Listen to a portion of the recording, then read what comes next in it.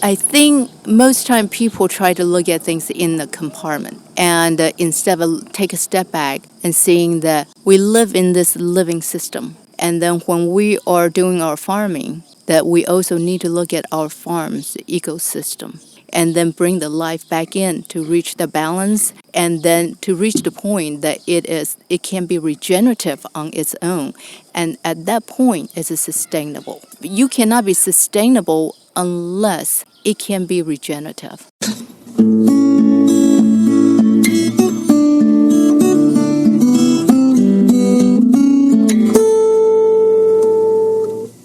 Welcome to the 292nd installment of Ear to the Ground, the Land Stewardship Project's podcast on family farming, regenerative agriculture, regional food systems, and local democracy. I'm Brian DeVore, editor of the Land Stewardship Letter. When dairy farmer Dale Pangrac first heard microbiologist Elaine Ingham speak about what she calls the soil food web, he got extremely excited about the message she conveyed. Soil has the ability to generate its own fertility and resistance to pests. The message resonated with Pangrac so strongly that he didn't buy fertilizer for the next growing season. That was a disaster, he said during an LSP field day in late August. He and his wife Carmen were hosting the field day on their family's organic farm near Lewiston in southeastern Minnesota. What Pangrac has learned from Ingham and others is that in order for soil to become self-sufficient, a whole lot of damage has to be undone, biologically and structurally. Over a century of tillage alone has decimated soil's aggregate structure, and the post-World War II agrochemical revolution nuked its natural processes. Our soil has basically lost its biological functionality, molecular biologist David Johnson told the more than 60 farmers, natural resource professionals, and others who gathered in the Pangrac family's machine shed. The good news is that the focus of the field day was how that biological functionality can be restored. David, along with his wife Wei-Chun Sue Johnson, described how a cutting-edge composting system they've developed can jumpstart soil's biological activity and, indeed, help it generate its own fertility. Their method is called Biologically Enhanced Agricultural Management, or BEAM, and centers around the fungal dominant biome created using the Johnson-Su bioreactor.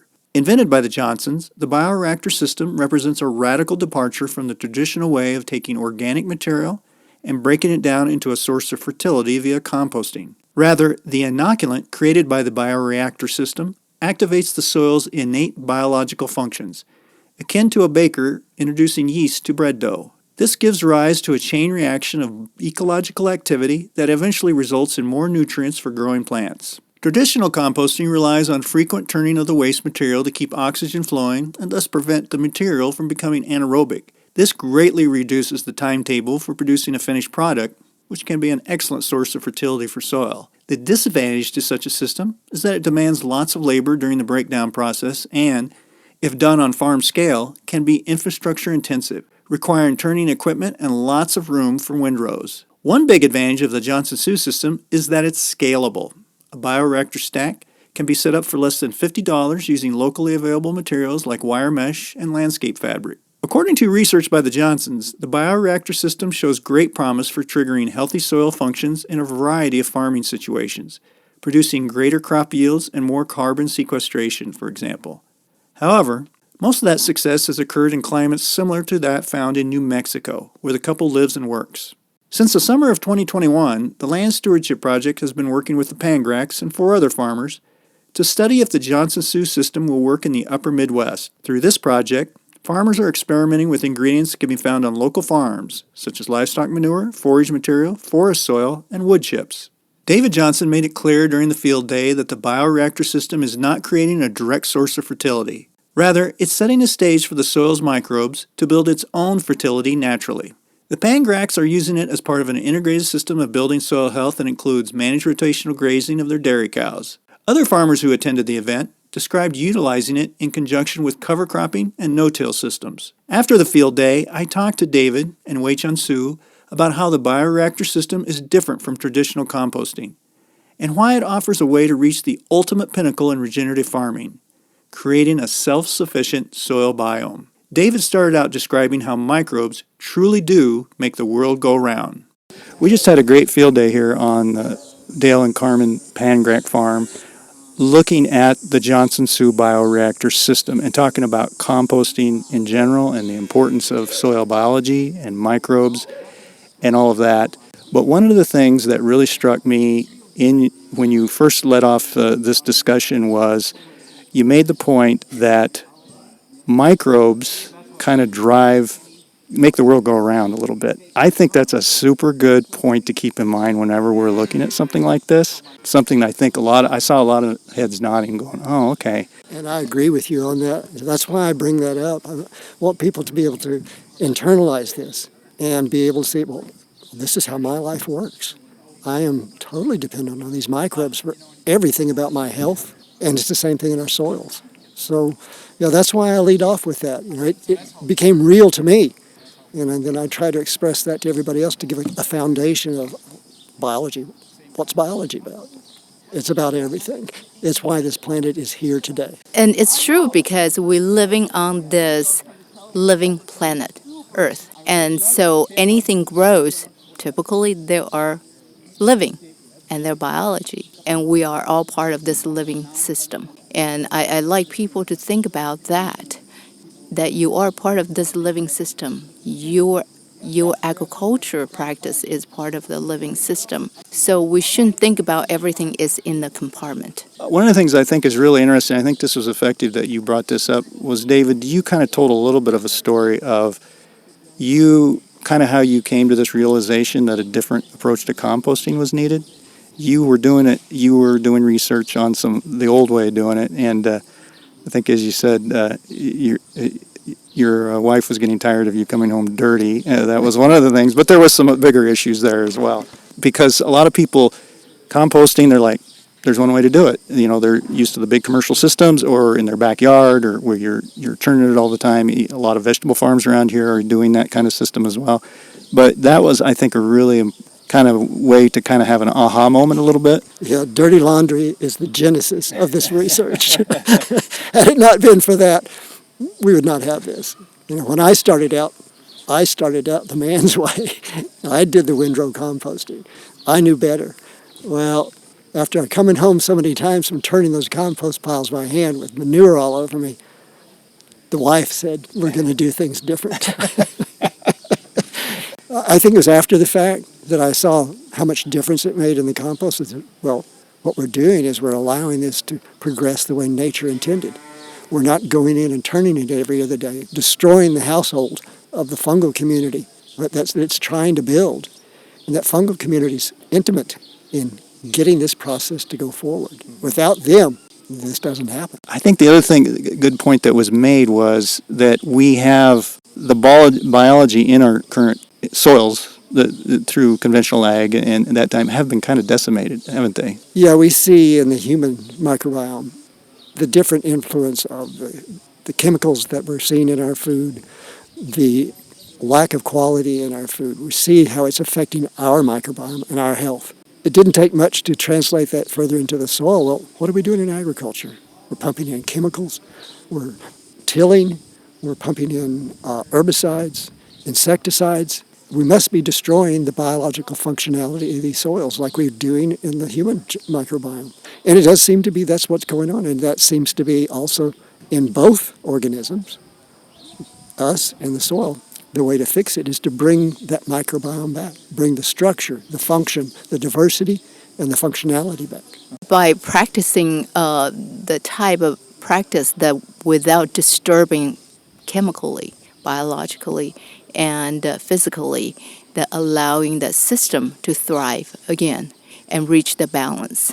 And it's super beneficial in our system, as a body or in the agro-ecosystem. From what I gathered from this, and this is from the other stuff that I've read and watched on this system is, and I think this is an important point to make to people who, again, when they're thinking about composting, they're thinking maybe this is just one more way to add fertility to soil. But that's not what this is about, is it? It's really something you're trying to activate the soil's innate ability a little bit. You're trying to change the whole system back to the way it was, where the fertility comes from within, not in addition to. And I think that's hard for some farmers to conceptualize, because so many years it's always been apply this, apply that to fix this problem. Whereas once you start to build or regenerate that system, it can start producing the elemental nutrients you need, harvesting them from the soil parent material, or fixing nitrogen from the atmosphere, the way nature does it. I mean, the old growth forest, nobody goes out and fertilizes them, and yet they're the most productive ecosystem on the planet. We need to learn to follow nature a little better, to observe, and that will start to give us the clues of how we can do this in agriculture. And this is kind of paying attention to kind of the connections of systems, or can you talk a little bit about that, how important that is? Yeah, I think most time people try to look at things in the compartment, and instead of take a step back and seeing that we live in this living system. And then when we are doing our farming, that we also need to look at our farm's ecosystem and how do we manage it, that we will improve the functionality of this system without disturbing it so much, and then bring the life back in to reach the balance, and then to reach the point that it can be regenerative on its own.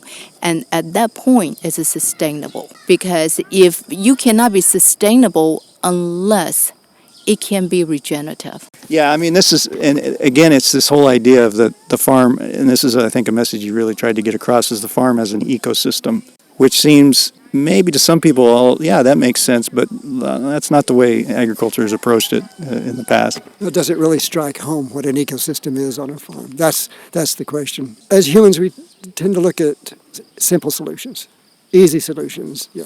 Take a pill for this, add a fertilizer for that. When we're looking at this, the amount of compost applied, 2 pounds per acre, there's no significant nutrient in that at all. There's only biology. And yet we can see up to 700 pounds of nitrogen fixed in these systems in a season. So there's a whole other thing going on here about our understanding that this is a complex system that we need to look at.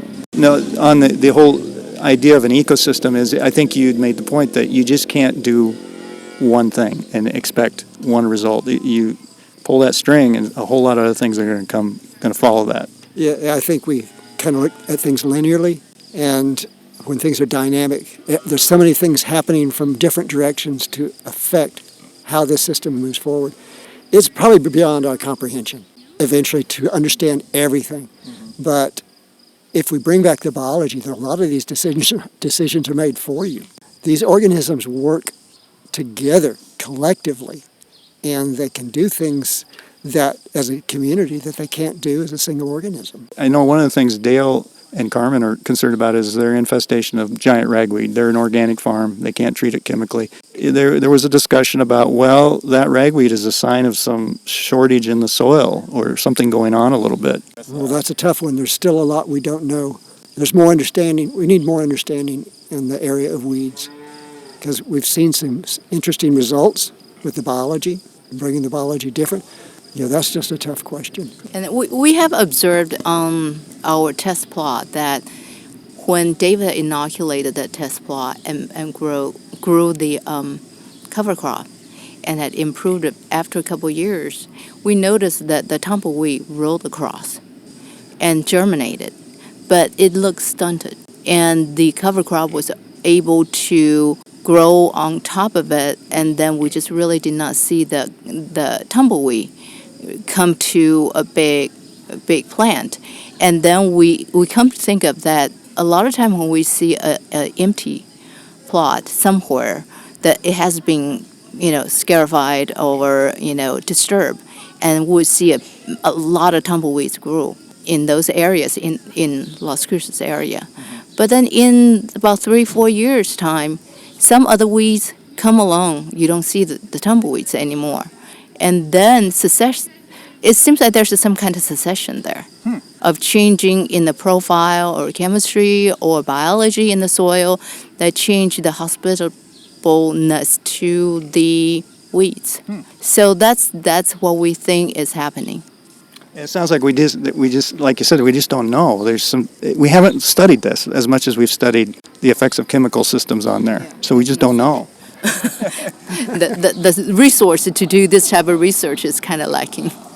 talking about cover crops, that was another thing I think that was an important point made was the role that other soil health techniques can play in this. This isn't just a magic bullet by itself, an isolated tool that you use, but things like the role that cover crops can play. It sounds like that can be a really important thing, and there's a lot of interest, a lot of people doing cover crops around here. I think in the cover crop arena, you need to get enough biomass grown that when you roll it down, you do get coverage. And it seems like about 500 grams of dry biomass per square meter seems to be that threshold from what I've seen, that if you do roll it down, plant into it, that it will suppress the weeds and keep you from having to add herbicides. That's what our turkey farmers found out, that once they got sufficient cover crop biomass rolled onto that soil surface and just no-till drilled right into it, they didn't use any herbicides, where the years before, in their conventional approach, they had 23 passes across the field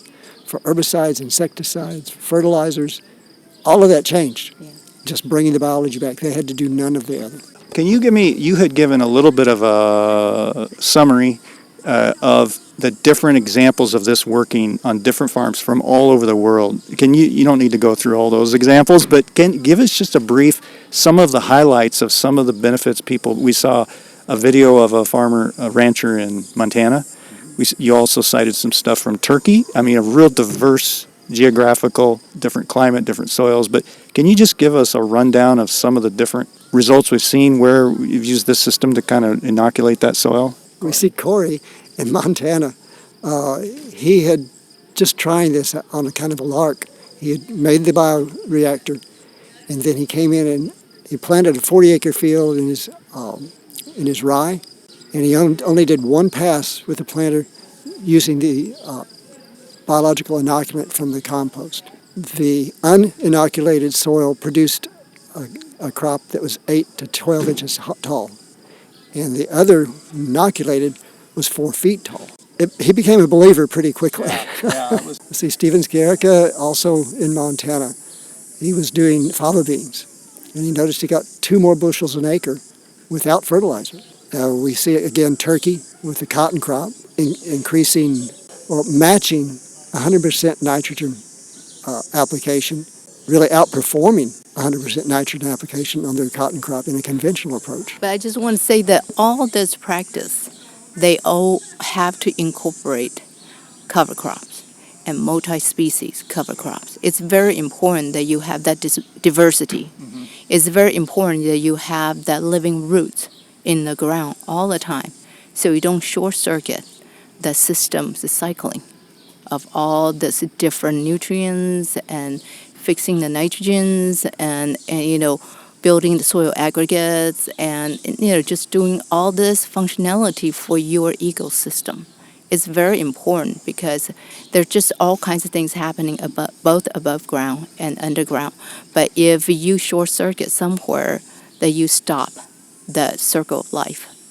And because we heard from our counterpart in Turkey talking about how happy they are started this journey in 2019.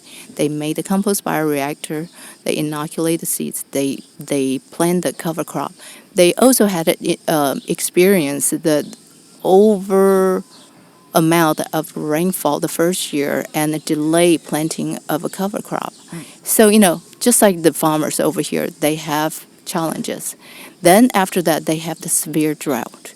So instead of 3 allotment of irrigation, they only get 2 for the subsequent 2 years. And yet they're able to reduce their nitrogen input by 85% and surpass the production of a 100% recommendation of nitrogen application plots. So, they're extremely happy. They're so happy they actually applied the compost bioreactor compost on a vacant lot that they have that typically just for parking, and because they were curious. And they use that to grow vegetables. And they use that to, they grow some fruit trees as well. And they're so happy during the pandemic with the shortage of food and their currency crisis in Turkey. They were able to actually provide food for their own community. And that's a part that really hits me really hard because I feel that, my gosh, this is what we need, don't we? We need to have a regenerative system that is sustainable, able to sustain the people in their own community. And how far this will go if people can afford to grow food for themselves, to feed themselves.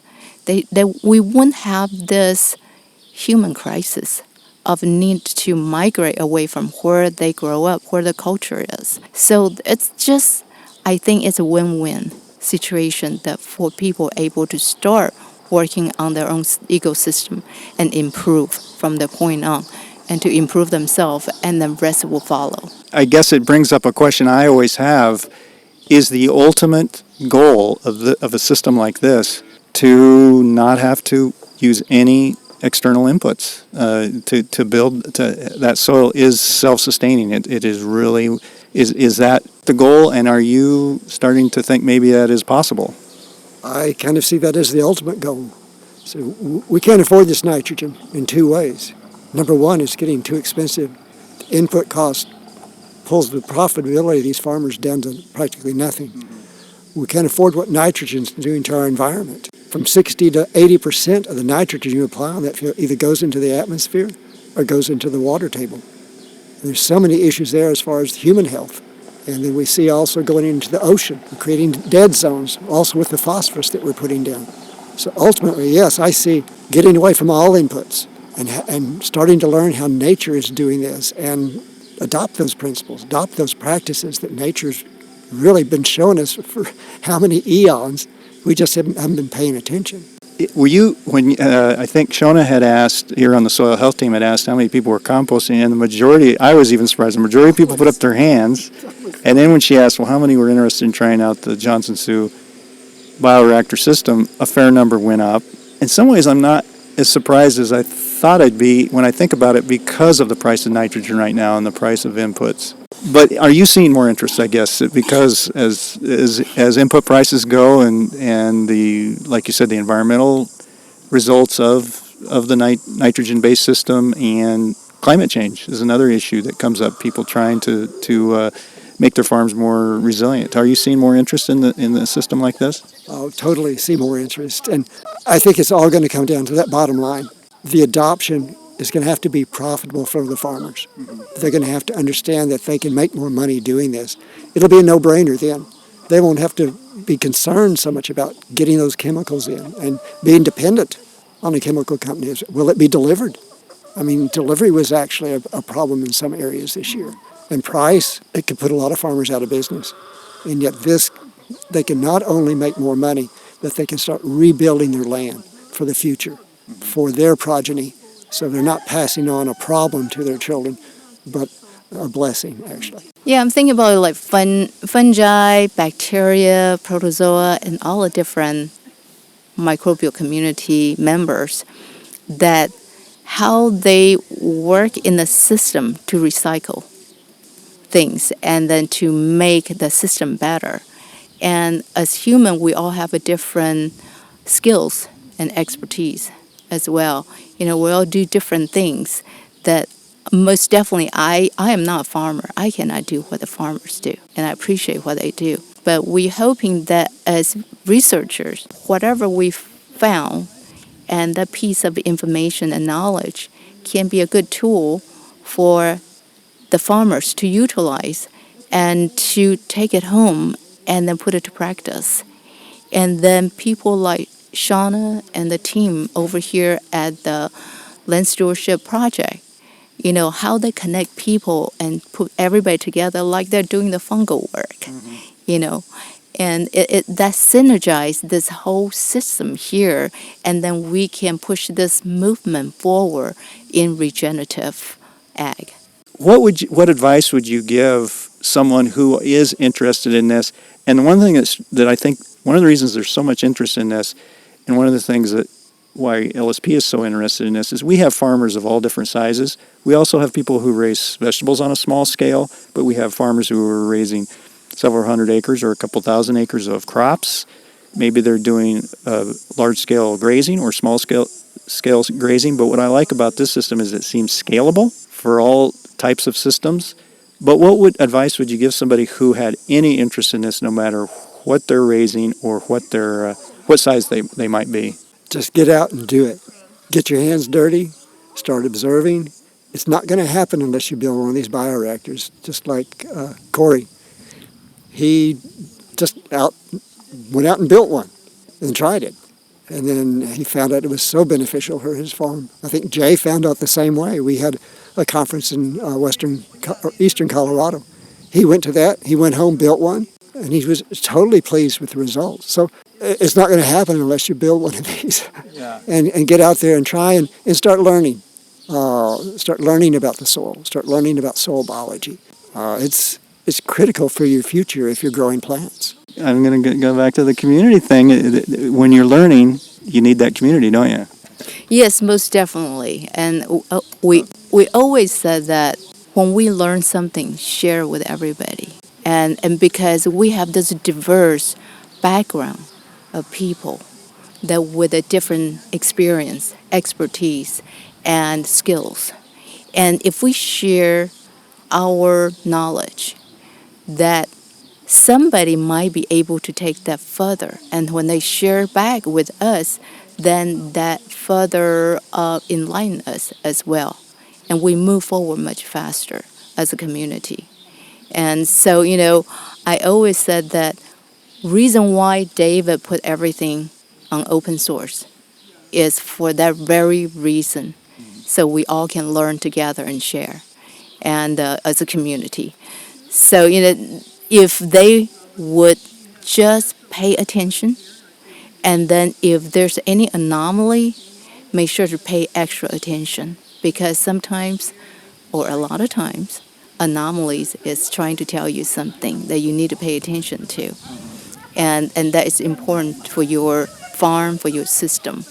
And we hope that they can take this back, learn it, share it, and and then come back and teach us something what they learn as well.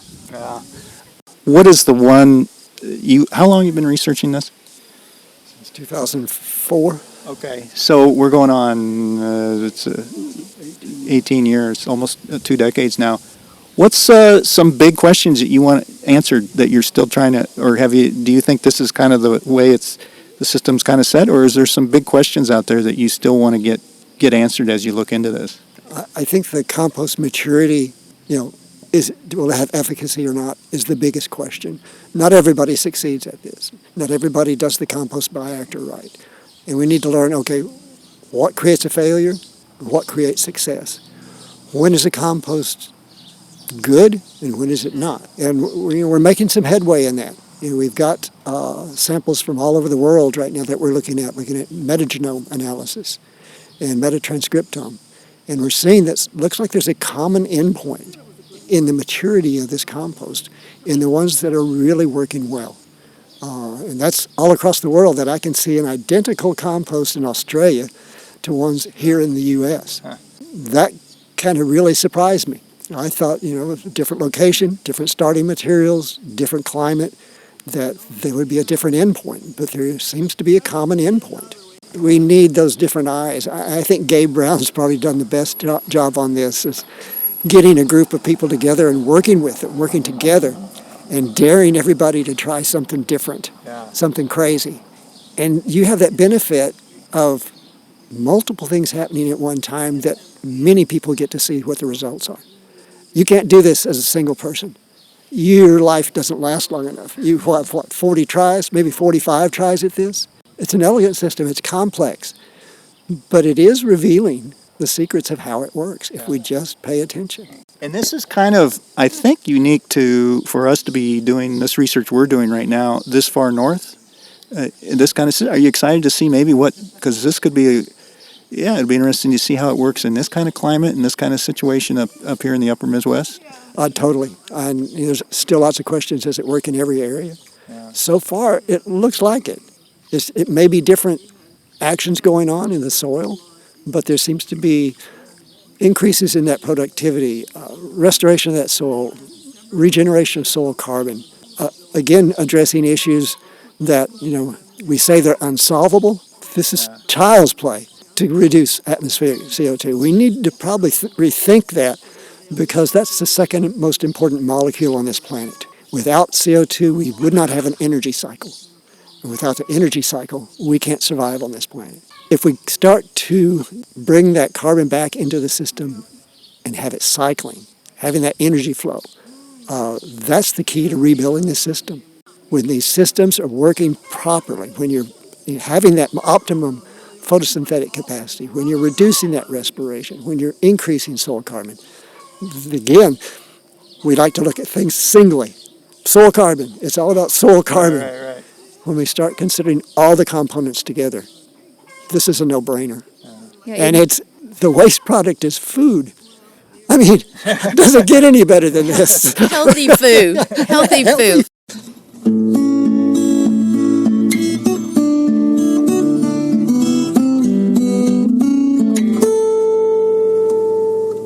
For more on the Johnson Sioux bioreactor composting system, check out the podcast page for Ear to the Ground episode number 292 at landstewardshipproject.org.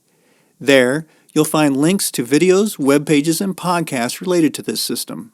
If you have comments or suggestions about this podcast, contact Brian DeVore at bdevore@landstewardshipproject.org, or you can call 612-816-9342. By the way, it helps us greatly if you can give Ear to the Ground a rating on iTunes, Stitcher, Spotify, or whatever podcast platform you utilize. Thanks to Laura Borgendale, a Western Minnesota musician, for Ear to the Ground's theme music, and a special thank you to all of Land Stewardship Project's members who make initiatives such as this podcast possible. If you're not a member, visit landstewardshipproject.org to learn how you can support LSP. Thanks for listening.